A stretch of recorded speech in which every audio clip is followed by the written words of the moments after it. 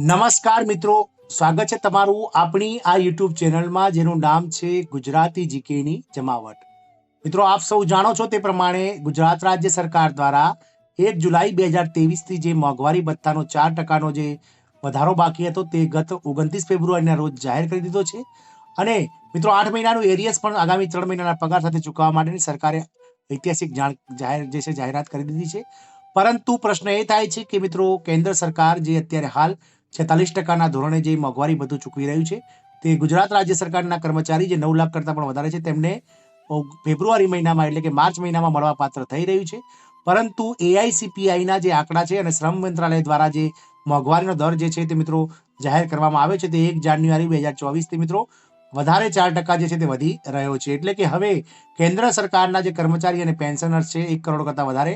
તેમને મિત્રો ટૂંક સમયમાં જે તે મિત્રો મોંઘવારી ભથ્થા અને મોંઘવારી રાહતમાં 4%નો વધારો મળવા જઈ રહ્યો છે. અને ડીએમાં મિત્રો આ 4%નો વધારો 1 જાન્યુઆરી 2024 થી લાગુ પડશે, જેની જાહેરાત આગામી માર્ચ મહિનામાં એટલે કે હોળી પહેલા સરકાર દ્વારા જે છે તે કર્મચારીઓને લોકસભા પહેલની ચૂંટણી પહેલા આકર્ષવા માટે થઈ શકે છે મિત્રો. રાજ્ય સરકારના મિત્રો 9 લાખ કરતા પણ વધારે જે કર્મચારીઓ છે તેમને પણ મિત્રો આ જાન્યુઆરી મહિનાથી જે વધી રહેલું એરિયસ છે તેનો લાભ ક્યારે મળશે અને ક્યાં સુધીમાં મિત્રો ખાતામાં 47,000 રૂપિયા જે બાકી છે તે ચૂકવા છે, આ બધી માહિતી આજના વિડીયોમાં મેળવી છે.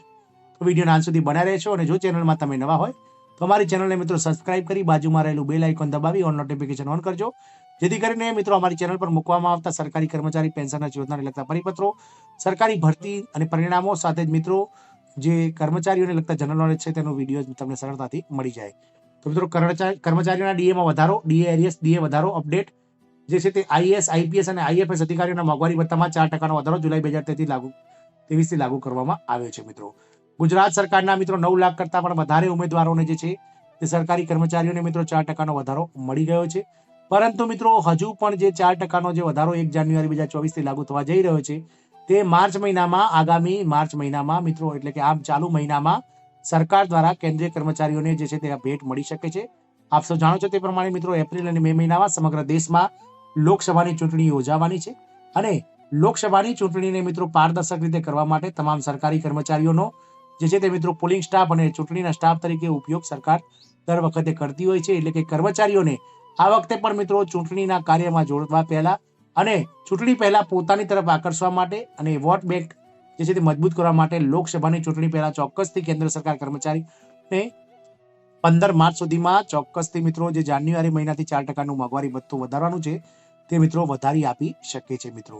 પ્રશ્ન એ છે કે મિત્રો કેન્દ્રીય કર્મચારીઓનો 4%નું મોંઘવારી ભથ્થું વધી અને 46% થી 50%ને પાર થઈ જશે,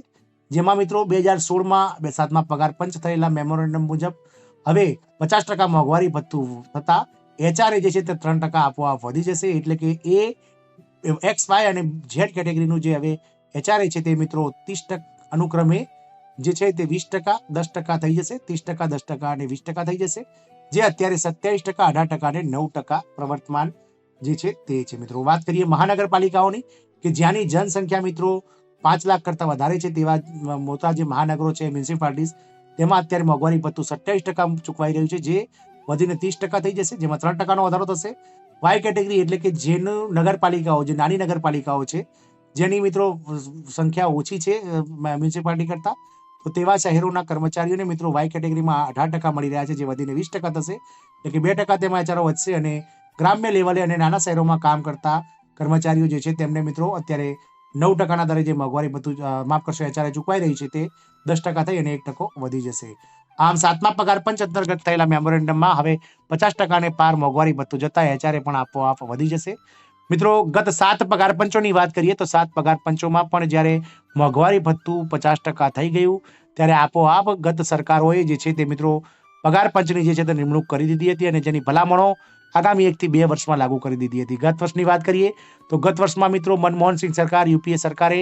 28 ફેબ્રુઆરી 2014ના રોજ 7મા પગાર પંચની ગઠન કરી દીધું હતું અને જેની ભલામણો મિત્રો એનડીએ સરકાર એટલે કે મોદી સરકાર જ્યારે અસ્તિત્વમાં આવી 2014માં, તો તેમણે મિત્રો 1 જાન્યુઆરી 2016 થી જે છે તે 7મા પગાર પંચને જે છે સમગ્ર દેશમાં લાગુ કરી દીધું હતું. આ વખતે પણ મિત્રો સરકારી કર્મચારીઓ અને પેન્શનર્સો આશા રાખી રહ્યા છે કે સરકાર લોકસભાની ચૂંટણી પહેલા જો મોંઘવારી ભથ્થું 4% જાહેર કરીને 50%ને પાર કરી દે તો 8મા પગાર પંચનું પણ ગઠન જે છે સરકારી કર્મચારીઓ માટે ચોક્કસથી મિત્રો ચૂંટણી પહેલા કરી દે તો સરકારના કર્મચારી ચોક્કસથી સરકાર તરફ આકર્ષાશે અને ચૂંટણીમાં તેનો લાભ સરકારને મળી શકે છે. આશા રાખીશું કે મિત્રો રાજ્ય સરકાર, કેન્દ્ર સરકારના તમામ કર્મચારીઓ કે જેઓ મોંઘવારી ભથ્થાની જાન્યુઆરીથી રાહ જોઈને બેઠા છે તેમને ટૂંક સમયમાં આનો લાભ મળી જાય અને 8મો પગાર પંચનું ગઠન પણ ટૂંક સમયમાં સરકાર દ્વારા કરાય તેવી આશા છે. જય હિન્દ, અસ્તુ.